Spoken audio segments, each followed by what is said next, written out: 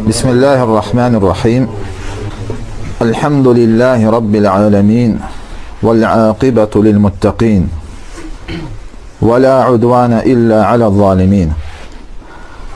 Ve sallallahu ve sellem ala nebiyyina Muhammed ve ala alihi ve sahbihi ve men tabi'ahum bi ihsanin ila yevmiddin. Amma ba'd. Məzhəbə bağlanma və təqlid barədə dərslərimiz davam edir.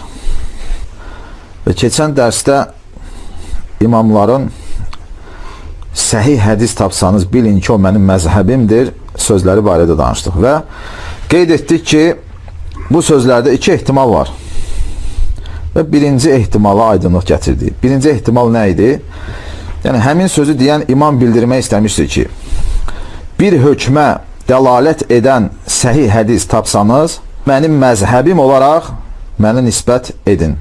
Bu birinci ehtimaldır. Və bu ehtimala cavab verildi və deyildi ki, hansısa bir hədisin imama nisbət edilməsi hər bir insana aid olan məsələ deyil.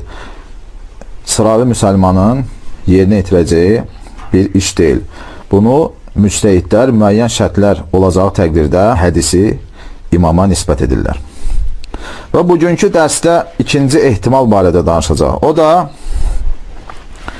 imamın sözünə müxalif olan bir hökmə dəlalət edəcək səhih hədis tapılacağı zaman onun sözünü tərk etmək lazımdır, yoxsa imamın sözünə əməl edib səhih hədisin zahirini tərk etmək lazımdır.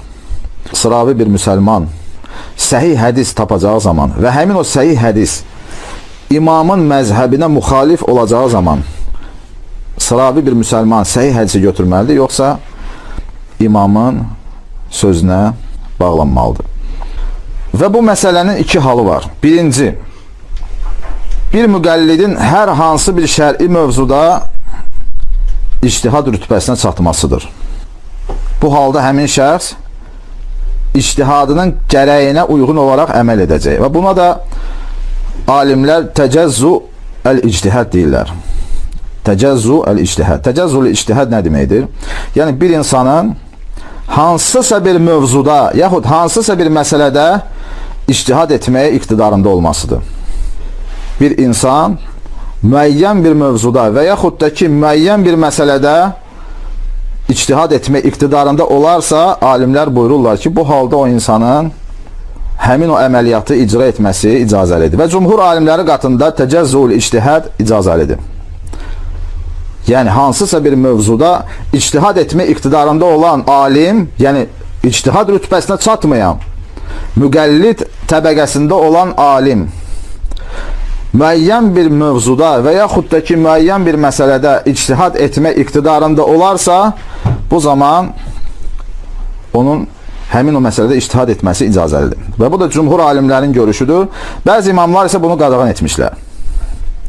Çünki əksər hallarda bir mövzunun digəri ilə bağlılığı var və bir insan bir məsələdə ictihad edərsə, onun digər məsələ haqqında xəbərsiz olması nəticədə qarışıqlığın ortaya gəlməsinə gətirib çıxara bilər. Bu səbəbdən bəzi alimlər bunu qadağan etmişlər. Ancaq dediyimiz kimi təcəzzül ictihad əksər alimlər qatında icazəlidir.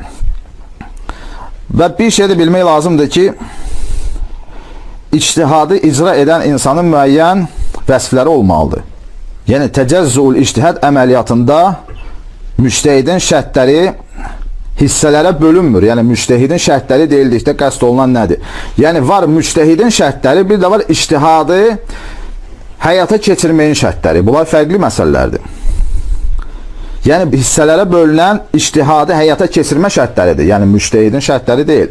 Yəni, burada qəsd olunan məsələ nədir? Misal üçün, hansısa bir həkim bir cərrahiyyə əməliyyatı aparacağı zaman o cərrahın müəyyən şərtləri olmalıdır. Yəni, o insanın müəyyən biliyi olmalıdır. Ancaq cərrahiyyə əməliyyatları müxtəlif olur. Məsələn, bəzi əməliyyatlarda müəyyən alətlərdən istifadə edilir, bəzilərində isə o alətlərdən istifadə edilmir. Yəni, o dəyişkən olan şeylərdir. Ancaq insanın hansısa bir məsələdə ictihad edəcəyi zaman onun özündə müəyyən şərtləri cəm etməsi lazımdır. Və hissələrə bölünən, ictihadda hissələrə bölünən müctəhidin yox, ictihadın şərtləridir. Və burada qəsd olunan nədir? Misal üçün, hansısa bir məsələdə, yəni bütün məsələlərdə deyil, müəyyən bir mövzuda ictihad edən insanın müəyyən şərtləri olmalıdır. Misal üçün, insan ərəb dilini bilməlidir. Nəhv və sarf elmlərini bilməlidir. Bəlağət elmlərini bilməlidir. Və həmçinin fiqhin üsullarını və şəriətin qaydalarını bilməlidir. Hədisin əsaslarını bilməlidir. Həmçinin əqli və nəqli istidlalın üsullarını bilməlidir. Yəni, bütün bu şeyləri insanın bilməsi lazımdır. İnsan digər məsələlər barədə, yəni misal üçün deyək ki, şəriətdə gələn digər məsələlər barədə ictihad etmək gücündə deyil. Ancaq hansısa bir məsələdə ictihad edəcəyi zaman onun bu şərtləri özündə cəm etməsi lazımdır. İctihad əməliyyatında hissələrə bölünən şərtlər nədir? Hissələrə bölünən deyildikdə ola bilsin də ki, ictihad etdiyi məsələdə bu şərtləri cəm edir. Lakin başqa məsələlərdə bunu etmək iqtidarında deyil. Bu hansı məsələlərdir? Misal üçün, hansısa bir məsələdə ictihad edəcəyi zaman hansı hökmlə əlaqəli olan ayətləri bilməlidir. Deyək ki, hansısa bir məsələdə ictihad edir, həmin o məsələnin ayətlərini bilməlidir. Onun barəsində gələn dəlilləri bilməlidir və həmçinin onun dəlalətlərini bilməlidir. Səhih olanı zəif olandan ayırmaq, mütəvatiri əhəddən ayırmaq iqtidarında olmalıdır. Nəsix mənsuxu bilməlidir. Həmin o ictihad etdiyi məsələdən. Həmçinin xüsusini və ümumini, mütləqi və müqayyədi və digər şeyləri bilməsi lazımdır. İctihad etdiyi məsələdən. Ola bilsin də ki, başqa məsələlərdə bu şeyləri etmək iqtidarında deyil. Deməli, təcəzzüül ictihad bu məsələlərdə bölgüyə yararlıdır. Amma insanın özündə cəm etməsi lazım olan məsələlərdə təbii ki, təcəzzü yoxdur. Müəyyən bir mövzuda ictihad etmək iqtidarındadır. Əgər bunu etmək iqtidarındadırsa, bəli, o insan o məsələdə ictihad edə bilər. Yəni, alim o məsələdə ictihad edə bilər. İkinci halda isə insan həmin hədisi mövzusunda ictihad etmək gücündə deyil. Və bu halda həmin şəxs mənsub olduğu məzhəbin imamının yaxud əshabın həmin hədisə dair cavablarını axtarmalıdır. Yəni, deyək ki, bir alimdir. Heç bir məsələdə ictihad etməyə iqtidarında deyil. Burada söhbət alimdən gedir. Lakin alim də müqəlliddir. İctihad səviyyəsinə qalxmayıb. İmamın bir görüşü gəlir. Onun görüşünə müxalif olan bir hədis ortaya çıxır. Bu halda o insan nə etməlidir? Bu halda o, öz imamının və əshabının hədisə dair verdikləri cavabı axtarmalıdır. Ola bilsin də ki, onlar bu hədisə bir cavab veriblər. Çünki ola bilsin dediyim kimi, ya imam və yaxud da ki, onun əshabı bu məsələ haqqında danışıblar, lakin onun bu barədə xəbəri yoxdur.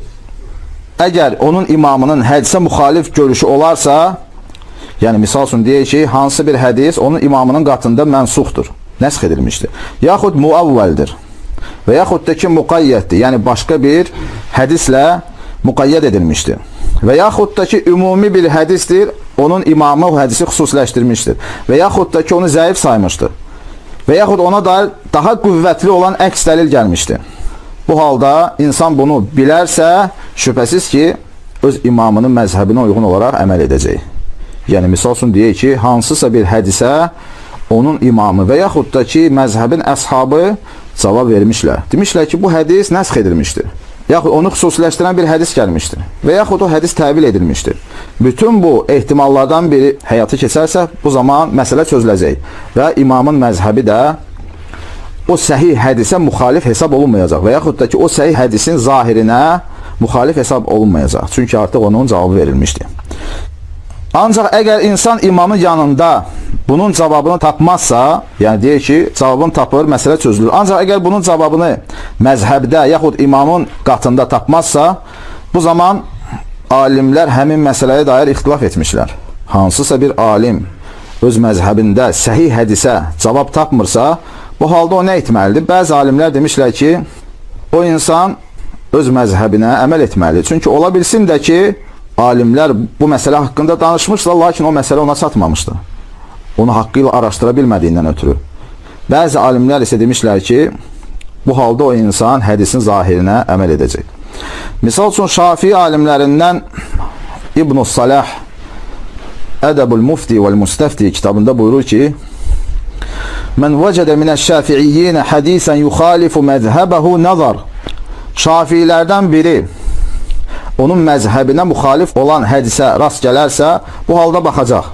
فإن كملت آلات الاجتهاد فيه إما مطلقا وإما في ذلك الباب أو في تلك المسألة على ما سبق بيانه كان له الاستقلال بالعمل بذلك الحديث. Buyurur ki, əgər həmin o insanda ictihadın alətləri təkmilləşərsə, ya mütləq şəkildə deyildikdə, yəni o insan mütləq şəkildə bütün məsələlərdə ictihad etmək iqtidarındadır. Və yaxud da ki, hansısa bir mövzuda və yaxud hansısa bir məsələdə ictihad etmək iqtidarında olarsa, buna da təcəzzül ictihad deyilir. Bu zaman onun həmin hədisə əsasən müstəqil şəkildə əməl etməsi icazəli olacaq. Qeyd etdiyimiz məsələdir. Təcəzzül ictihad. Yəni bir insan hansısa bir mövzuda ictihad etmək iqtidarındadır. Və yaxud da ki, deyək, Şafii alimlərindəndir, müctəhiddir. Hansısa bir hədisin onun məzhəbinə müxalif olduğunu təsbit edərsə, o hədisə uyğun olaraq əməl edə bilər. Sonra buyurur ki, İbn-i Salah rahimahullah وَاِنْ لَمْ تَكْمُلْ آلَتُهُ وَوَجَدَ فِي قَلْبِهِ حَزَازَةً مِنْ مُخَالَفَةِ الْحَدِيثِ بَعْدَ أَنْ بَحَثَ فَلَمْ يَجِدْ لِمُخَالِفِيهِ عَنْهُ جَوَابًا شَافِيًا فَلْيَنْظُرْ. Ancaq əgər bir insanda ictihadın alətləri təkmilləşməzsə və o qəlbində o hədisə müxalif olmağa bir sıxıntı hiss edərsə, yəni misal üçün bu hədisə müxalif olanların tutarlı bir cavabını tapmayacağı təqdirdə o hədisə müxalif olmağa qəlbində bir sıxıntı hiss edərsə, bu zaman baxacaq. Həl amilə bizəlikəl hədisi imamun müstəqil. Baxacaq ki, bu hədisə müstəqil bir imam əməl etmişdirmi, yoxsa yox? Yəni deyək ki, bir Şafiidir, baxır ki, İmam Malik o hədisə əməl edib, yoxsa yox? Yaxud da ki, İmam Əbu Hanifə, İmam Əhməd o hədisə əməl edib, yoxsa yox? Bu ki, fəin vəcədəhu فَلَهُ أَنْ يَتَمَذْهَبَ بِمَذْهَبِهِ فِي الْعَمَلِ بِذَلِكَ الْحَدِيثِ وَيَكُونُ ذَلِكَ عُذْرًا لَهُ فِي تَرْكِ مَذْهَبِ إِمَامِهِ فِي ذَلِكَ وَالْعِلْمُ عِنْدَ اللّٰهِ تَبَارَكَ وَتَعَالَى. Buyurur ki, əgər hansısa başqa imamın yanında o hədisi taparsa, bu zaman bu hədisə uyğun olaraq əməl etməsi və onun məzhəbini götürməsi icazəli olacaq. Və öz imamının məzhəbini tərk etməsində onun üçün bir üzr olacaq. Deməli, aydın olur ki, ictihad dərəcəsinə çatmış bir alim, hədisi araşdırma iqtidarında olan bir kimsə hədisi araşdıracaq. İstər bu müctəhid olsun, istərsə də təcəzzü ictihadı edən bir kimsə olsun. Araşdıracaq və o hədisə uyğun olaraq əməl edəcək. Ancaq ictihad alətlərini özündə cəm etməyən müqallid məzhəbini araşdıracaq. Əgər məzhəbində bu hədisə bir cavab verilibsə, artıq məsələ bununla çözüləcək. Yox, əgər buna dair tutarlı bir cavab verilməyibsə, digər bir imamın bu hədisə verdiyi qiymətə nəzər yetirəcək və onun məzhəbini götürməsi, bu məsələdə onun məzhəbini götürməsi icazəli olacaq. Və həmçinin İbn Rəcəb əl-Həmbəli Ar-Raddu alə mən ittəbə qayrəl məzəhibil arba kitabında buyurur ki, فَإِنْ قِيل, əgər deyilərsə ki, فَمَا تَقُولُونَ فِي نَهْيِ الْإِمَامِ أَحْمَدَ وَغَيْرِهِ مِنَ الْأَئِمَّةِ عَنْ تَقْلِيدِهِمْ وَكِتَابَةِ كَلَامِهِمْ. Siz İmam Əhmədin və digər imamların onlara təqlid etməsini yasaqlamalarını, yəni qadağan etmələrini və onların sözlərini yazmağı qadağan etmələri barədə nə deyirsiniz? Bu imamlar onlara təqlid etməyi qadağan etmişlər. Bu, keçən dərsdə bu məsələyə toxunduq. Və İmam Əhməd buyurur ki, La təktub kələmi və la kələmə fulanin və fulan təəlləm kəmə təəlləmnə. Mənim sözlərimi yazma və həmçinin filankəsin sözlərini yazmayın. Bizim öyrəndiyimiz kimi öyrənin. Və buyurur ki, bu onların sözlərində həddindən artıq çoxdur. İbn Rəcəb buyurur. Şübhə yoxdur ki, İmam Əhməd fəqihlərin sözlərini yazmağı, onların sözlərini əzbərləməyi və s. qadağan edərdi. Və sahabələrin və həmçinin tabiinlərin əsərlərini yazmağı insanlara əmr edərdi. Və sonra buyurur ki, وَلَا رَيْبَ أَنَّ هَذَا مِمَّا يَتَعَيَّنُ الْإِهْتِمَامُ بِهِ وَالْإِشْتِغَالُ بِتَعَلُّمِهِ. Şübhə yoxdur ki, insanların bu cür şeylərə önəm verməsi və bununla məşğul olması lazımdır. فَمَنْ عَرَفَ ذَلِكَ وَبَلَغَ النِّهَايَةَ مِنْ مَعْرِفَتِهِ كَمَا أَشَارَ إِلَيْهِ الْإِمَامُ أَحْمَدْ فَقَدْ صَارَ عِلْمُهُ قَرِيبًا مِنْ عِلْمِ أَحْمَدْ. Və kim bu qayəyə çatarsa, yəni alim səviyyəsində, müctəhid səviyyəsində olarsa, bu zaman onun elmi İmam Əhmədin elminə yaxın olacaq.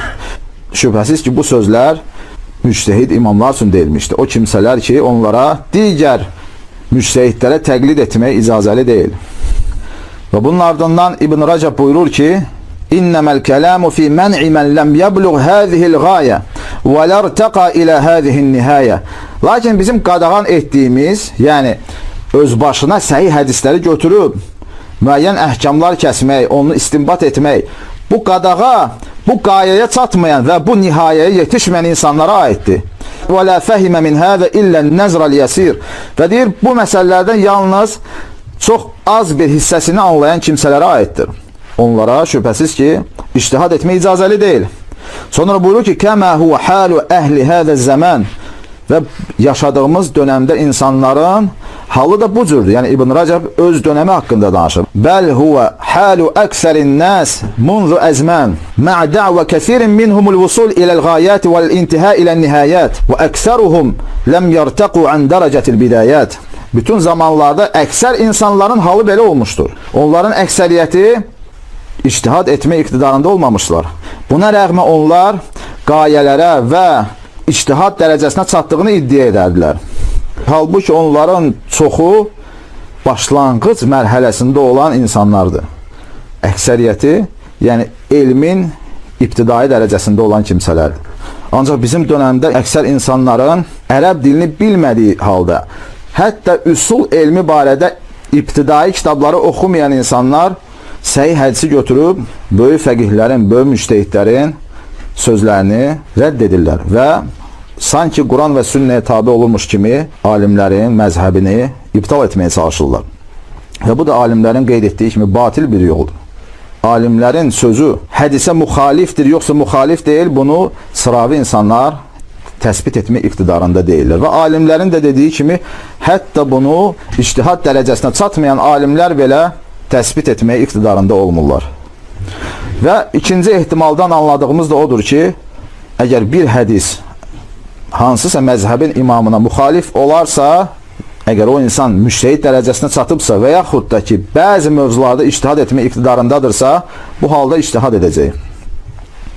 Ancaq əgər o insan ictihad dərəcəsinə çatmayıbsa, alimdir, bu alim artıq o hədisə məzhəb imamının və yaxud da ki, onun əshabının cavab verib vermədiyinə baxacaq. Cavab deyildikdə biz qeyd etdik ki, biz baxacaq ki, bu hədis həmin alimlər qatında nəsx edilibmi yoxsa yox.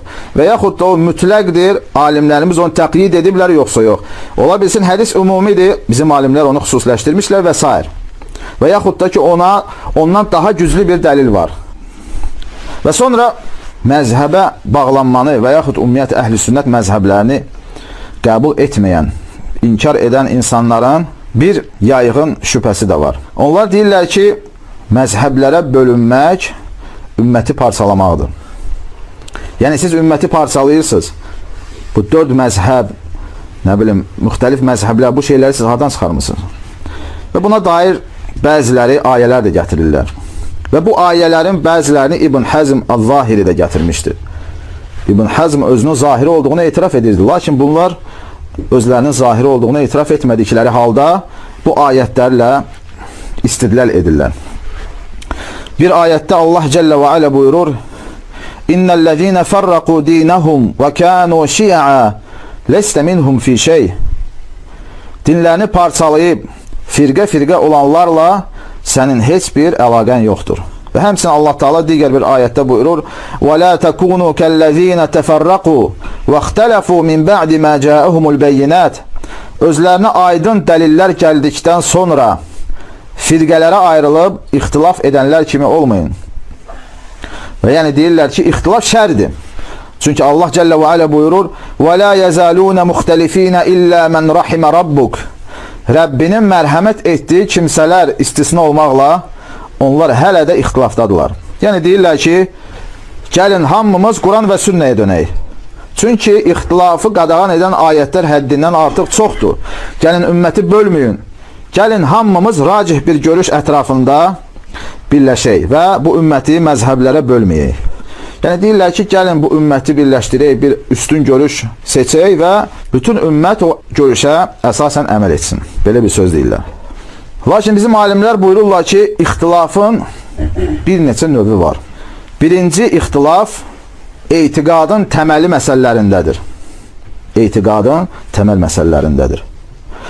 Və Allah Cəllə və Alə Quran-ı Kərimdə həmin o ayətlərdə insanların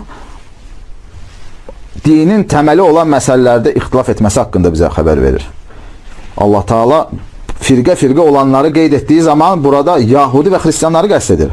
O kimsələr ki, Allah barəsində ixtilafa düşmüşlər və qadağan edilmiş ixtilaf da, qadağan edilmiş parçalanma da məhz budur. Və həmçinin furu və əhkam məsələlərdə olan ixtilaflar var. O ixtilafların bəzisi mötəbərdir, bəzisi isə mötəbər deyil. Mötəbər olmayan ixtilaflar nədir? Yəni şəz görüşlərdir. Deyək ki, 4 məzhəb müəyyən bir məsələdə yekdil olmuşlar.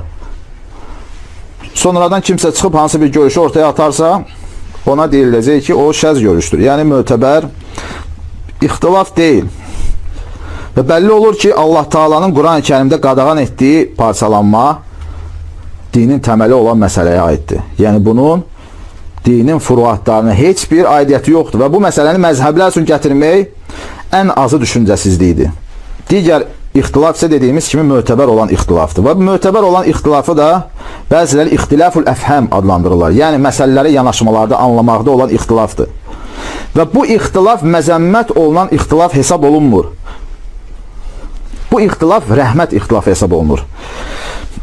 Xatib el-Bəğdadi rahimehullah Teala Kitab-ur Ruvat adlı kitabında İmam Malikdən belə bir söz nəql edir.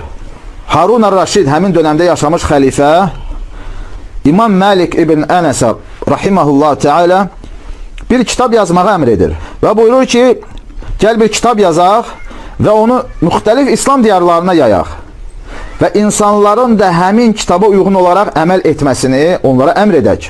İmam Malik rahimehullah Teala buyurur ki, ya əmirəl müminin, ey möminlərin əmiri, İnnə ixtilafəl uləmə rəhmətun minallahi alə həzihil ümmə. Həqiqətən də alimlərin ixtilafı, yəni bu ümmət üçün alimlərin ixtilafı bir rəhmətdir, bir mərhəmətdir. Kullun yəttəbi'u mə səhhə indəhu. Hər bir kimsə, yəni alimlərdən hər bir kimsə onun qatında səhih olana tabi olur. Və kullun alə hudə, və hər biri də hidayət üzərədir. Və kullun yuridullaha, və hər biri də Allah üçün bunu edir. Allaha tərəf can atır. Bunu da İmam Suyuti Cəzilül Məvahib kitabında gətirir. Və sonra İmam Suyuti bu nəqli gətirəndən sonra İmam Malikin bu əsərinə açıqlama verərək buyurur ki, İ'ləm ənə ixtilafəl məzəhibi fil milləti ni'mətun kəbirə və fadilətun azimə və ləhu sirrun latif أدركه العالمون وعمي عنه الجاهلون حتى سمعت بعض الجهال يقول النبي جاء بشرع واحد فمن أين مذاهب أربعة. İmam Suyuti buyurur ki, bil ki, məzhəblərin bu ümmətdə olan ixtilafı böyük bir neymətdir və əzəmətli bir fəzilətdir. Və orada incə bir sir vardır ki, alimlər onu bilmişlər, lakin cahillər onun haqqında kör qalmışlar. Hətta mən bəzi cahillərin belə dediyini eşitmişəm. Peyğəmbər bir dinlə, bir şəriətlə gəlib, siz bu 4 məzhəbi hardan çıxarmısınız? Bu cahillər də bizim günümüzdə eyni sözləri deyirlər. Halbuki İmam Malik və digər sələf imamları o ixtilafın insanlar üçün rəhmət olduğunu deyirlər. İbn Qudama rahimehullah Teala Lum'atul İ'tiqad kitabının sonunda buyurur ki, وَأَمَّا النِّسْبَةُ إِلَى إِمَامٍ فِي الْفُرُوعِ كَالطَّوَائِفِ الْأَرْبَعِ فَلَيْسَ بِمَذْمُومٍ. Furu məsələlərdə hansısa bir imama nisbət olunmaq, misal üçün 4 məzhəbə nisbət olunmaq, heç də məzəmmət olunan bir şey deyil. فَإِنَّ الْإِخْتِلَافَ فِي الْفُرُوعِ رَحْمَةٌ. Şübhəsiz ki, furu məsələlərdə, yəni əhkam məsələlərdə ixtilaf rəhmətdir. وَالْمُخْتَلِفُونَ فِيهِ مَحْمُودُونَ فِي اِخْتِلَافِهِمْ مُسَابُونَ فِي اجْتِهَادِهِمْ. Bu məsələlərdə ixtilaf edənlər tərifə layiq olan insanlardır və onlar etdikləri ixtilafdan dolayı savab qazanırlar. وَاخْتِلَافُهُمْ رَحْمَةٌ وَاسِعَةٌ وَاتِّفَاقُهُمْ حُجَّةٌ قَاطِعَةٌ. Onların ixtilafı geniş rəhmətdir. Onların ittifaqı isə, yeşdilliyi isə qəti bir hüccətdir. Bunu İbn Qudama Lum'atul İ'tiqad kitabının sonunda deyir. Və İmam Qurtubi rahimehullah Teala öz təfsir kitabında وَلَا يَزَالُونَ مُخْتَلِفِينَ ayətini təfsir edərkən buyurur ki, Yəni onlar hələ də ixtilaf içindədirlər ayətini təfsir edərkən buyurur ki: "Və leysə fihi dalilun ala tahrimil ixtilafi fil furu'." Bu ayətdən furu məsələlərdə ixtilafın haram olması anlaşılmır. Furu məsələlər dediyim kimi əhkam məsələlərdə haramlıq anlaşılmır. Yəni bu məsələdə ixtilaf etmək haram deyil. Fə innə zəlikə leysə ixtilafən. Çünki bu əslində ixtilaf deyil. Yəni Allah Taala'nın Quran-Kərimdə qadağan etdiyi ixtilaf deyil. İzil ixtilafu ma yetəəzzəru ma'hul itilaf vəl cəmə. Çünki ixtilaf o şeyə deyilir ki, o olacağı zaman birləşmək və bir olmaq mümkünsüz olur. Sonra buyurur ki: "Və mə zələtis sahabetu yaxtelifun fi ahkamil havadis."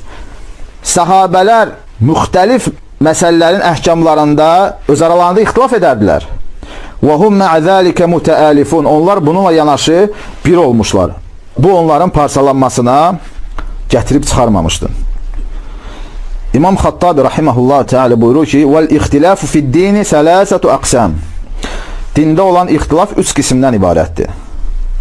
Birinci buyurur ki: "Ahaduha fi isbati as-sani'i ve vahdaniyetihi ve inkaru zalika kufr." Birinci ixtilaf Allahın və onun təkliyinin isbatında olan ixtilafdır. Yəni kimsə bu məsələdə ixtilaf edərsə, buyurur ki, bu məsələdə inkarçı kafir olur. Misal üçün deyək ki, xristiyanlar Allah Taala'nın yaradan olması və onun təkliyində ixtilaf etmişlər. Onlar demişlər ki: "İnnallaha salisu salasa." Allah 3 ilahdan biridir. Bu birincidir. İkinci buyurur ki: "Fi sifatihi ve meşiyetihi ve inkaruha bid'ah." İkinci ixtilaf onun sifətləri və məşiyyətindədir. Bunu inkar etmək bidətdir. Və salisu, üçüncü, fi ahkamil furu' el-muhtemele, yəni müxtəlif yönləri ehtimal edən furu məsələlərdə olan ixtilafdır. Buyurur ki: "Fəhəzə cealəhullahu teala rahmeten və kərameten lil-uləmə." Buna Allah Cəllə və Alə bir mərhəmət, bir rəhmət etmişdir və alimlərin bir kəraməti etmişdir. Və huvəl muradu bi hadis ixtilafu ümmeti rahmə. Allah Resulü sallallahu aleyhi ve sellem'den gələn hədis var. Orada deyilir ki, ümmətimin ixtilafı bir mərhəmətdir. Təbii ki, bu hədis barədə alimlərin müxtəlif görüşləri var. Yəni qədim dönəmdən bəzi alimlər bu hədisin çox zəif olduğunu deyiblər. Bəziləri bunu zəif, bəziləri həsən saymışlar. İstənilən halda hədisin mənası səhihdir. İsnadına nəzər yetirməsək belə. Və həmçinin İmam İbn Teymiyyə rahimehullah teala Mecmu'ul Fetava kitabında buyurur ki: "Ven-niza'u fil-ahkam qad yakunu rahmə." Əhkam məsələlərdə çəkişmə bəzən mərhəmət, bəzən rəhmət olur.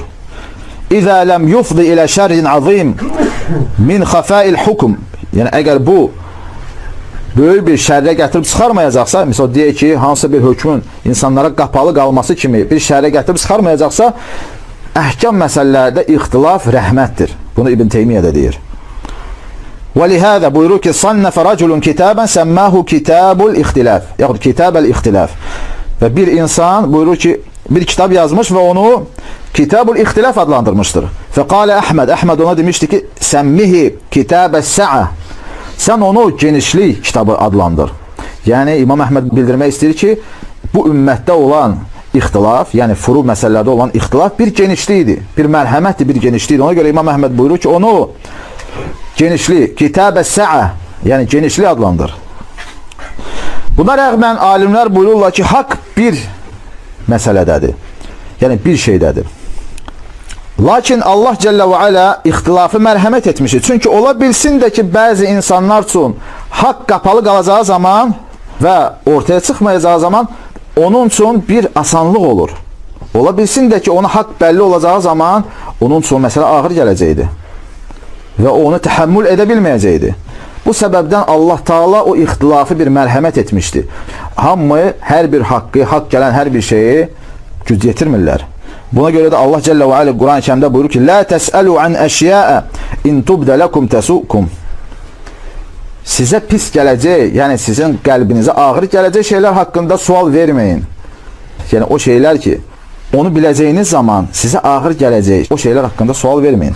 Və məlum olur ki, bu insanların ixtilaf etməyin, racih görüş ətrafında insanları birləşdirin kimi iddialar və həmçinin Allah Taala'dan, Allah Taala'nın kitabında varid olan ayətləri gətirmələri Bunlar hamısı əsassız olan şeylərdir. Yəni onların bu ayətləri əslində yerində gətirməməsi əksinə insanların arasında ixtilafın daha da böyüməsinə gətirib çıxarır.